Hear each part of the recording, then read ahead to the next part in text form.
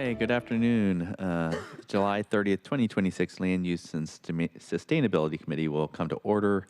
It's 2:04 p.m. I'm Eddie Lynn, Chair of the committee. Will the committee clerk please call the roll?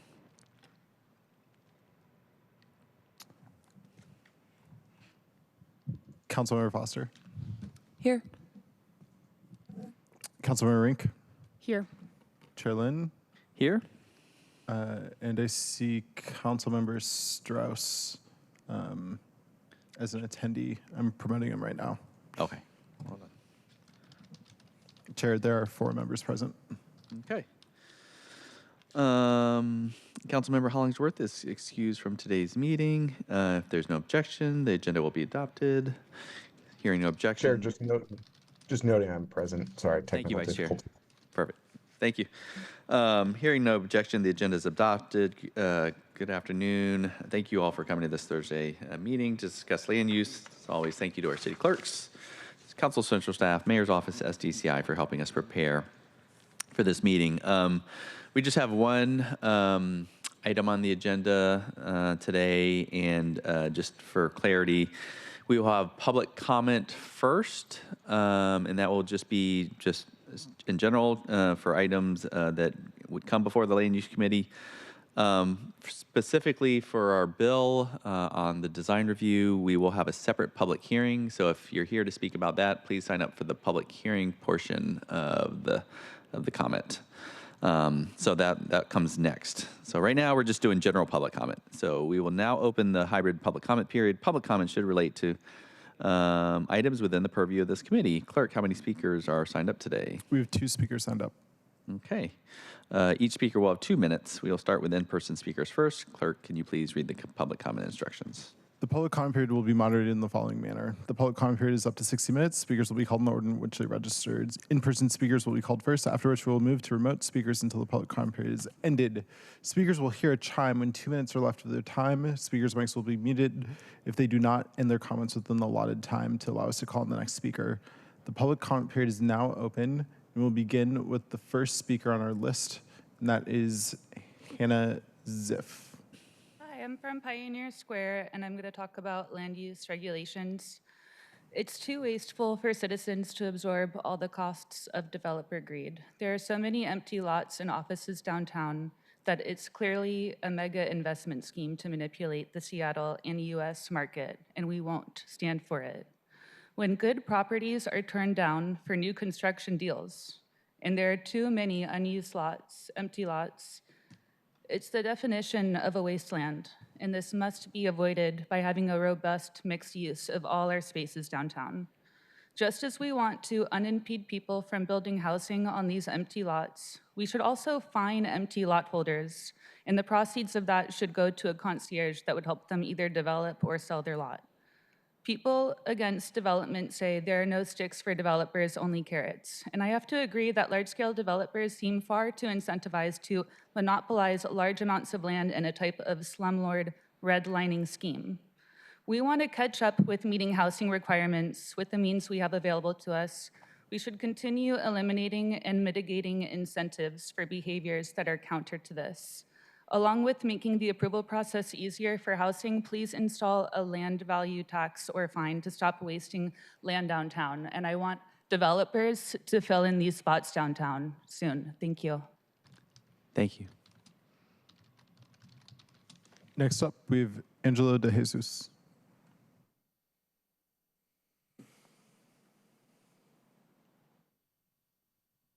Hello, I'm Angelo De Jesus. Go to the big one.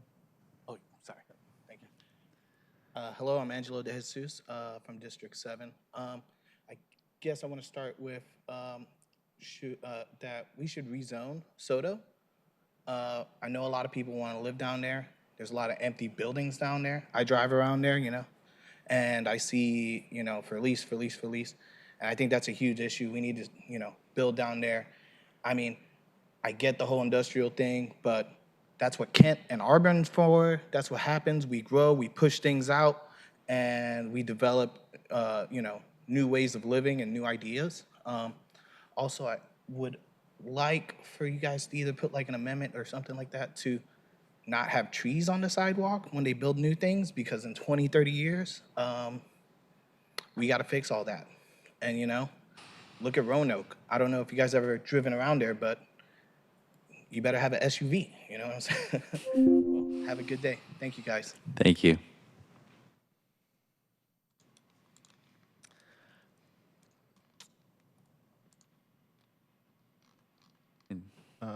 That was our last in-person commenter. We will now move to remote commenters, and our only remote commenter is David Haynes.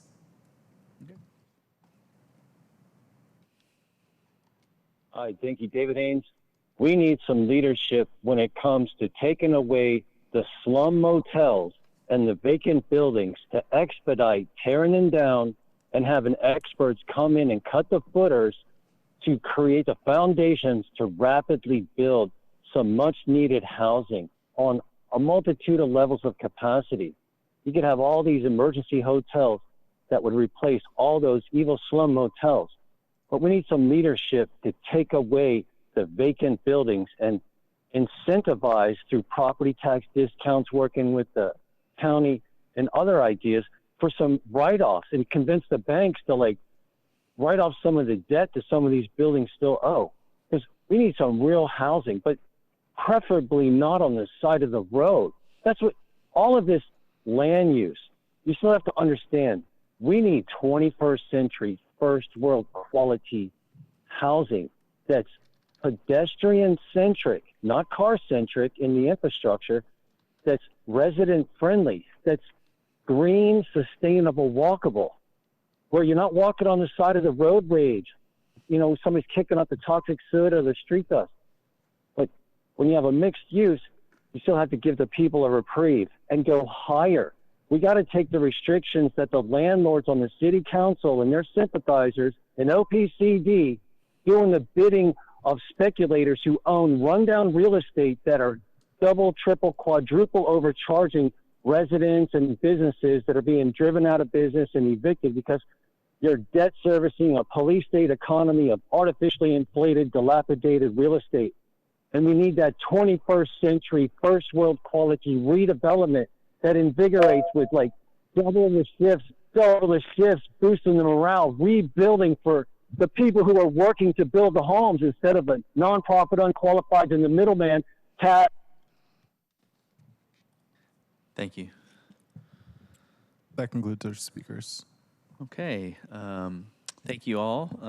As there are no additional registered speakers, we'll now proceed to our item of business. Item 1, will the clerk please read agenda item 1?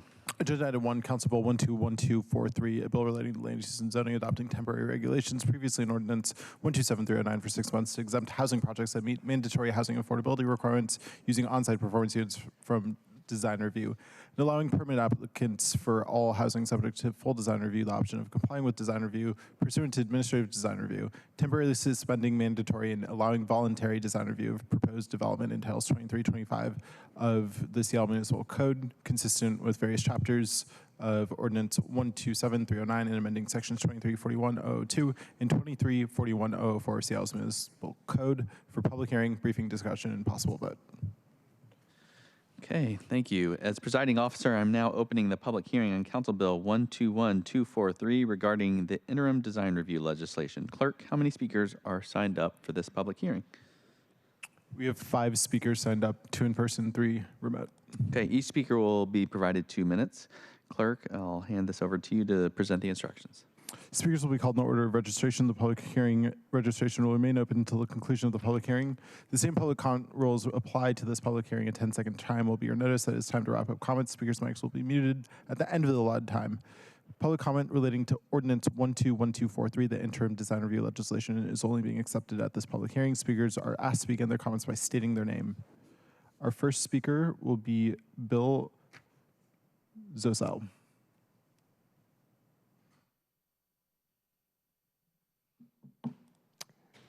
Good afternoon. My name is Bill Zozel. I live in the central area, and I'm here to speak on this particular legislation, of course. I participate with a couple of groups, the Central Area Land Use Review Committee and a broader coalition that is with Allied Arts sponsoring a program tonight, a panel discussion, which I hope everyone in this room can attend. And I'm here because we think that design review is important. And we think it's going to be even more important when the comprehensive plan is adopted, because there will be more intense development in neighborhoods that have not been used to it. And so we think that design review can be one tool that can actually make implementation of the building of new housing, which we all need, work more smoothly and actually contribute to neighborhoods. We all agree that design review needs to be reformed. This is something that the City Council recognized in 2022, and now it's 2026. So I think one of the points I want to make is this is not the first time that the Department of Construction and Land Use has asked for 6 more months. And we fully expect that 6 more months will be given, and that of course will happen.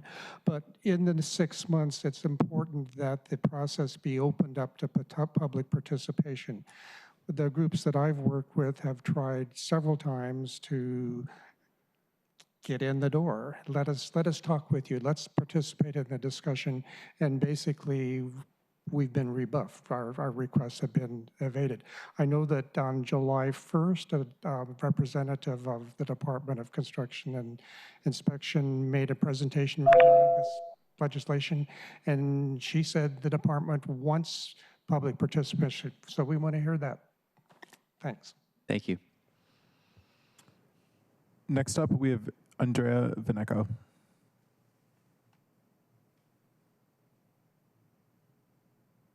Hello, I'm Andrea Veneco. I'm a longtime downtown resident, but I'm here today representing the South Lake Union Community Council, the Design Review Reboot Coalition, and Allied Arts Seattle. And I just want to say that all of these groups, which I participate in, are very excited about development in the city of Seattle. And in fact, I think, all hope that Seattle will really set a new benchmark in terms of the global identity of what a great urban environment is. What that means for us is that we need to escalate investment in our inventory. We need to be a great place for developers to develop, but most importantly, we feel it also requires a quality outcome, and probably most important, to be a world-class city. And in order to get to that quality outcome, we firmly believe that it's critical to have design review and community input. That design review, in our minds, there are lots of creative ways that we could look at the review, reshaping it, and it doesn't have to compromise the speed with which projects are implemented. We feel that that's an excuse. So as was previously stated, this discussion has been going on for quite a while. There's going to be a lot of development in the next couple of years. We really would like to come to a better conclusion about what a smart design review, what the qualifiers are, what the process is, and how the community could really engage earlier in the process so, again, it doesn't have a negative impact. Thank you. Thanks.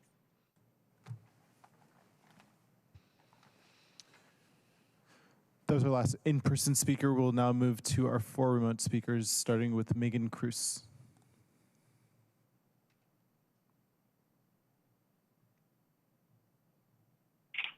Good afternoon. I'm Megan Cruz, speaking on design review, of course. As the city prepares to renew its moratorium for another 6 months, there's really been no information on what's being done to update the program, where the process stands, or who is being involved. Across the city for almost a year, it's been noted, individuals and community groups such as the Design Review Reboot Coalition and Allied Arts of Seattle have met with city staff and officials asking for a seat at the table as it creates a new and better program. By convening a forum in real time with community reps, developers, and city planners, we can create a balanced program focused on early communication, responsive design, and efficiency. It's possible when we work together. It's time to reset the table and the narrative when it comes to this vital public process. And as the city embarks on historic growth, standing up a new program should be the priority with all key parties at the table. And as has been noted, a related panel discussion will be held tonight, moderated by Sally Bagshaw, talking about how to build a better city.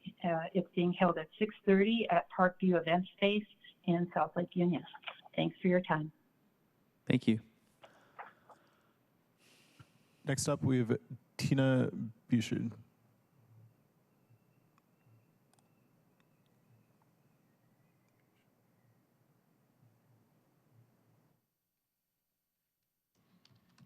Hi there, Tina Bika, District 7. Thanks for listening. When we discuss whether to extend the design review moratorium, I believe the more important question is, what do we hope to accomplish during that time? This transition presents an opportunity to thoughtfully define the next chapter of design review in Seattle. If approached with intention, it may prove to be one of the most consequential planning decisions we make. Not because it delays change, but because it helps ensure we get the next system right. Seattle is expected to grow substantially over the coming decades. The buildings approved today will shape our skyline, our neighborhoods, and our daily lives of residents for the next 50 to 100 years. Decisions with that kind of lasting impact deserve a process that is carefully considered, broadly informed, and built to endure. An extension should therefore be tied to clear work plan with defined milestones, measurable outcomes. It should bring together the full spectrum of stakeholders, residents, affordable and market rate housing providers, architects, urban designers, accessibility advocates, environmental organizations, neighborhood organizations, small businesses, and others to help define a process that is more predictable, more transparent, and more responsive to Seattle's future. The goal should not be to recreate the old system. The goal should not be to slow the production of much needed housing. The goal should be to build a design review process that achieves three things simultaneously. It supports housing production, creates greater certainty for applicants, and delivers the quality, livability, and public confidence that Seattle's neighborhoods deserve. If we use this opportunity well, the result won't simply be a new design review process. It will be a stronger foundation for how Seattle grows for generations to come. Thank you. Thank you. Next up, we have Grace Burke.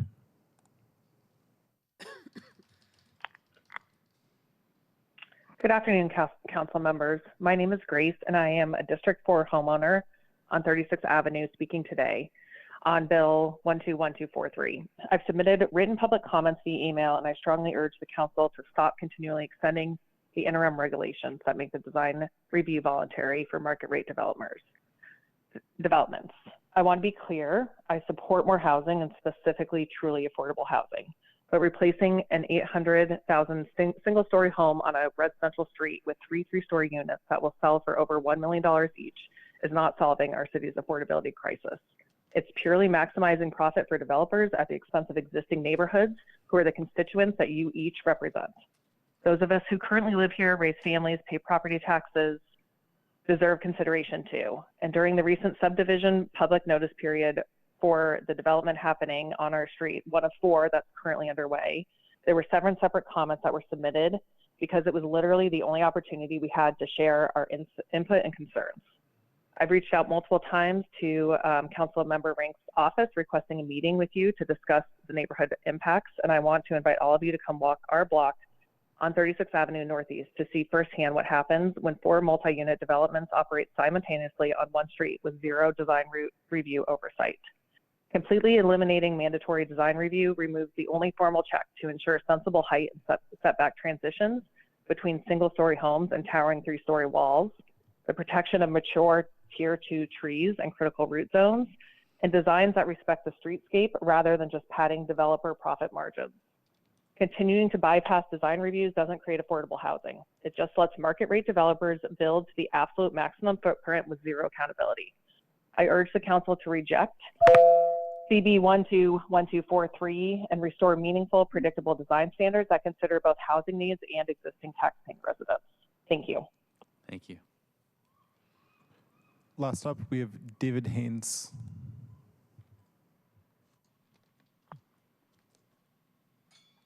We still need an investigation of the conflicts of interest with the landlords on the city council who are sabotaging the integrity of the comprehensive plan and all the land use and design reviews, where the integrity of oversight is being traded out to water down the design review exclusively for the Housing Development Consortium, who got to decide the fate of not allowing for the MHA fee fund to be taken away from actual real developers who should have had the restrictions taken off the comprehensive plan to build higher, so then they could put affordable housing units inside the building that nonprofits don't want, because they want the access to the financial stream.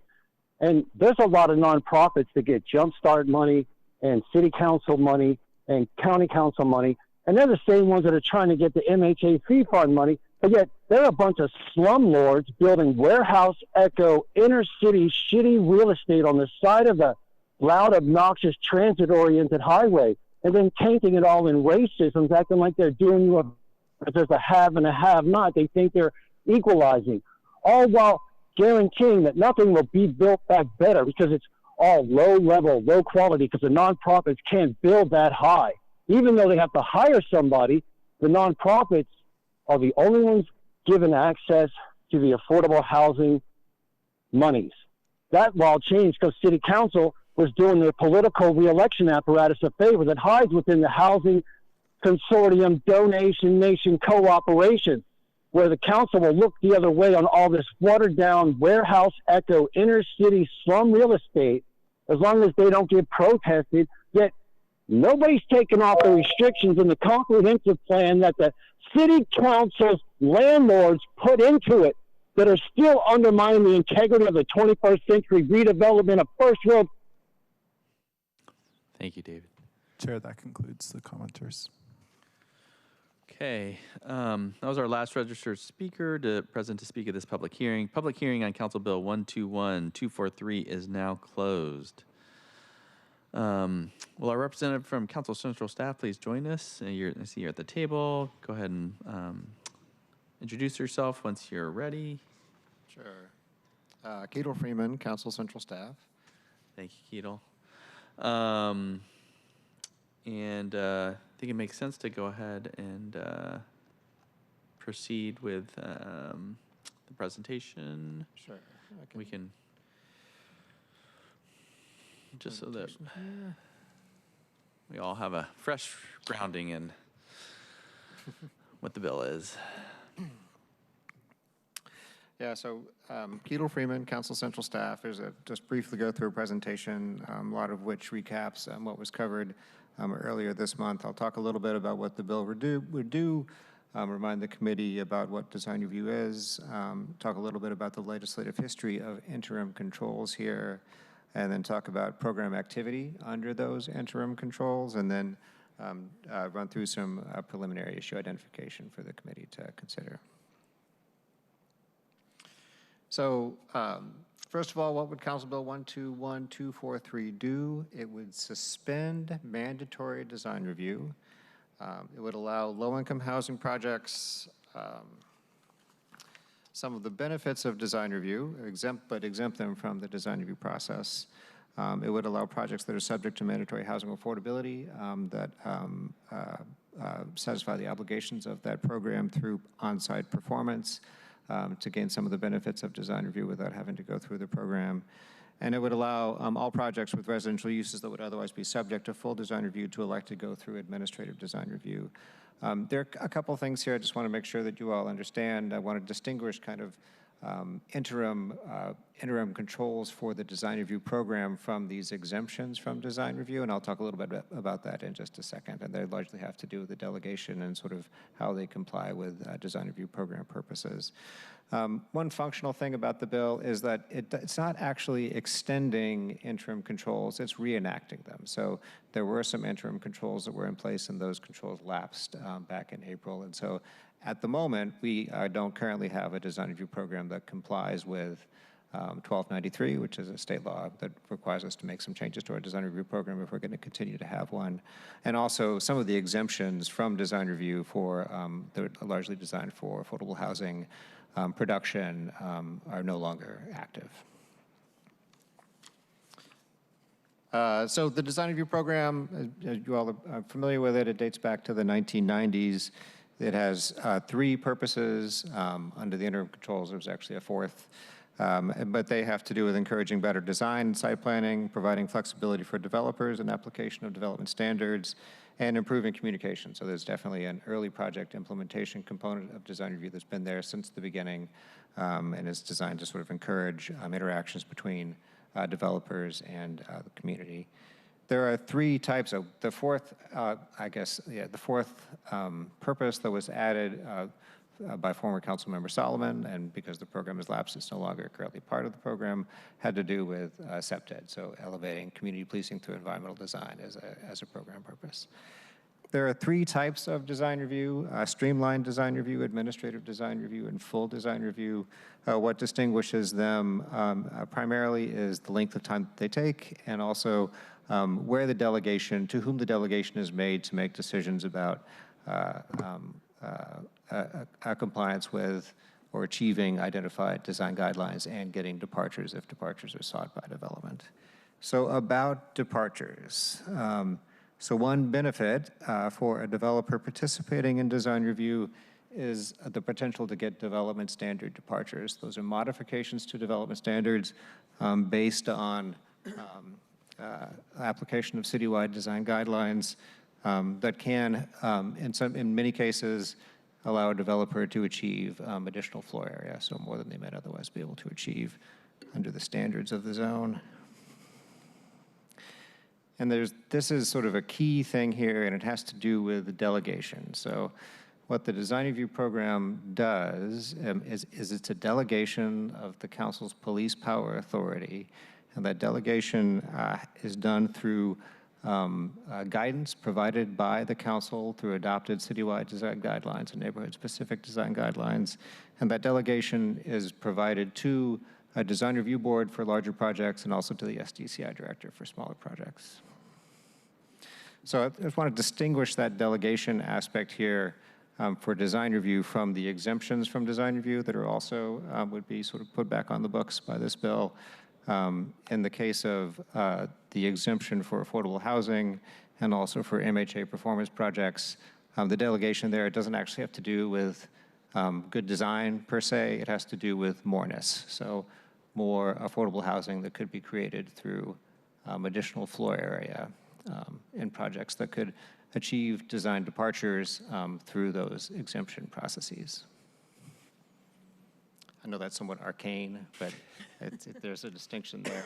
This is not necessarily just an extension of the design review program interim controls. This is also an exemption with different delegations involved. So a little bit about the legislative history here.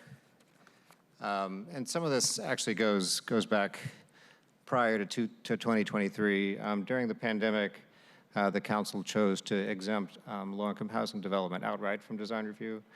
So if a development was not seeking departures, they weren't subject to design review at all. In 2023, there are some choices made by the council to exempt low-income housing projects from design review, but allow them the opportunity of getting departures if they're providing more floor area for affordable housing. At the same time, the council also exempted performance projects under MHA from design review using a similar theory that it would speed delivery of affordable housing through performance.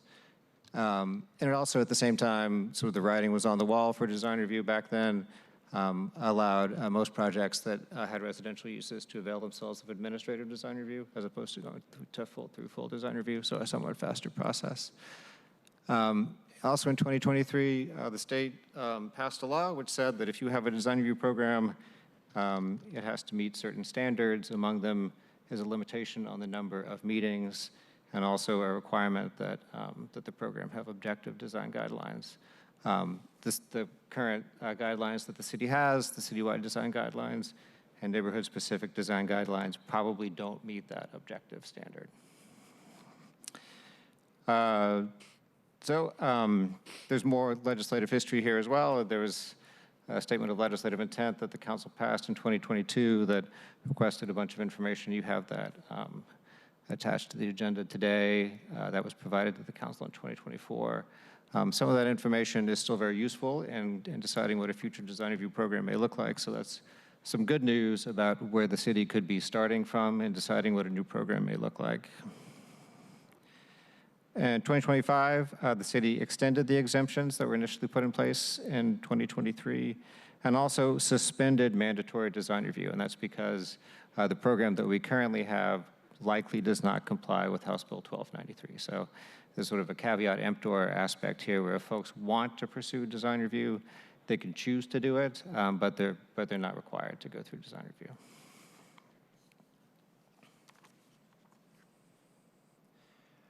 So what has happened since 2023?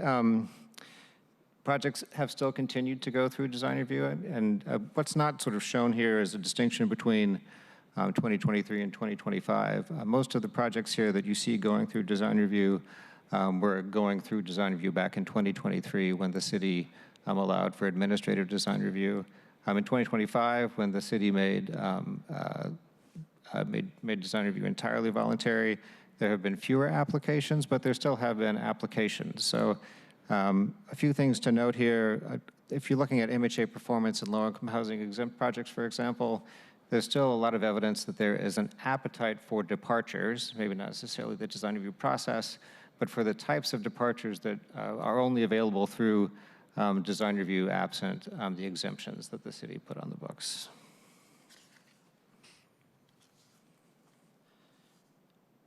So just some preliminary issues here for you all to think about, and there really aren't any good solutions here.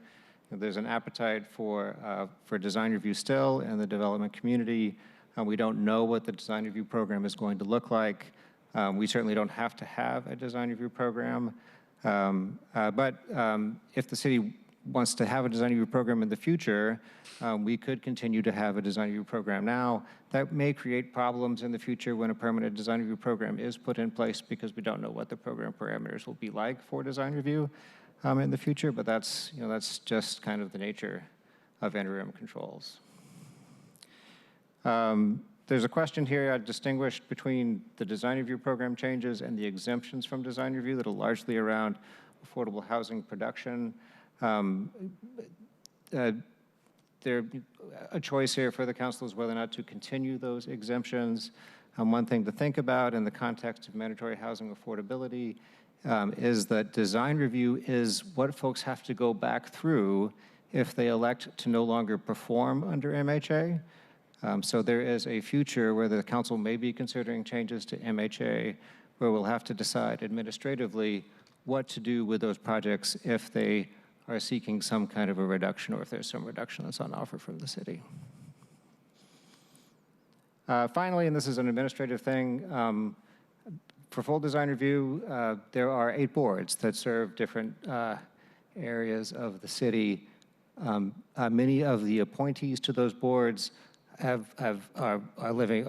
on those boards past their term, and many of those boards have vacancies. So one thing the council may want to consider if the council chooses to extend the interim design review interim controls is staffing up those boards so that if somebody elects to do full design review, there'll be continuity of review by those boards. That's it. That's all I got for you. Okay. Thank you. Colleagues, any questions or comments?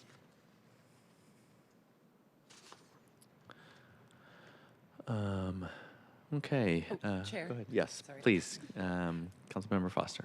Thank you so much, Chair. And as always, we really appreciate the presentation. I just wanted to go back to a couple things. So one is that as is, we're currently out of compliance with 1293. Is that correct? That's correct. Yeah. Okay. And then voting on this bill today or passing this bill as written would bring us back into compliance for the temporary 6-month period as contemplated? It doesn't bring us back into compliance with 1293, but it does provide a design review pathway for people who want to avail themselves of a design review program, even when it's not a 1293 sort of compliant program. If folks don't want to go through design review, they don't have to. If they elect to go through design review, they are electing to go through a program that is not 1293 compliant. Okay, that's helpful. So we need further action there. Correct. And then I just want to go to one of the points that you were kind of closing on there regarding on-site performance and any potential action or changes related to our mandatory housing affordability program. So my understanding is that council would need to determine a path forward for projects, but this bill would not make any changes to a potential path forward for projects that have already availed themselves of that design review exemption. Yeah, so the way the law previously was, and the way it would be if this bill passes, it would allow that exemption, but still allow those developers to elect to pay if they want to at the end of the day. If those developers elect to pay, they have to go back through design review. So if the council wants to sort of preserve that option, there needs to be some kind of design review program on the books. So if the council, for example, did not extend the interim design review controls, then we would have to be sort of clear about what would happen with those projects if they wanted to revert from performance to payment. That's right, and thank you for that. And then, but if, as written, if this bill passes, we would be providing that pathway would be available. We'd have that clear design review process or pathway, but we would still need to make a determination on any changes if somebody were to want to switch from performance to payment. Is that correct? That's correct, yeah. Thank you. Those are my questions. Thank you, Chair. Thank you. Obviously, we got a lot of comments about sort of the long-term work on design review, and obviously that's not what you're working on, but or it's more other departments. But anything that you're able to share with the public? I can sort of explain my understanding, and Crystal Torres from SDCI is here, and she may be able to chime in here as well. But my understanding is that SDCI was very close to having a program that they were about to make public towards the end of the Harrell administration. There has since been obviously a transition and a new mayor, and that, I believe, the current administration is yet to engage on program parameters. SDCI has funding to begin outreach, and that could begin early this year. It's likely that that outreach will require an additional, will take enough time, and that would be, the outreach would be on program design and also a revised citywide design guidelines. It would take enough time that the council will probably need to consider another extension within that 6 months from now, which would be in early 2027. But essentially, I think that the funding is in place. It would actually, the color of money was something that I inquired about. It's construction and inspections fund money, so it's not necessarily something that needs to be funded out of the general fund, which is good news because there'll be competing priorities for general fund money as part of the 2027 budget deliberations. And it's really just a question of guidance from the council and the current mayor about what the program should look like, and then getting the contracts in place to begin executing them. Wonderful. Thank you so much. Helpful to get that update. And any other colleagues, any other questions or comments? Okay. Well, colleagues, if there's no objection, I'd like to suspend the rules to allow a vote on the bill on the same day the public hearing is held. Just want to see if there's, hearing no objection, the rule is suspended, and I'd like to proceed with a committee vote on this bill. I move that the committee recommend passage of Council Bill 121243. Is there a second? Second. Okay, it is moved and seconded to recommend passage of the legislation. Do any of my fellow committee members wish to address the legislation? I'll just make a quick comment that I do think it's helpful to have, I know this is not the permanent legislation, but I do think this temporary legislation is useful, particularly for folks that need some of the departures, and so I do think it's helpful to have something in place, and so I'd like to urge people to vote yes on passage of Council Bill 121243. Will the clerk please call the roll on recommendation? Vice Chair Strauss. Aye. Councilmember Foster. Yes. Councilmember Rink. Yes. Chair Lynn. Yes. Chair, there are 4 votes in favor and 0 opposed. Okay, the motion carries. The committee recommendation, the council bill pass the bill, will be sent to August 4th, 2026 City Council meeting. We've reached the end of today's meeting agenda. Is there any further business to come before the committee before we adjourn? Okay, hearing no further business, we are adjourned at 2:44 p.m. Thank you, everybody.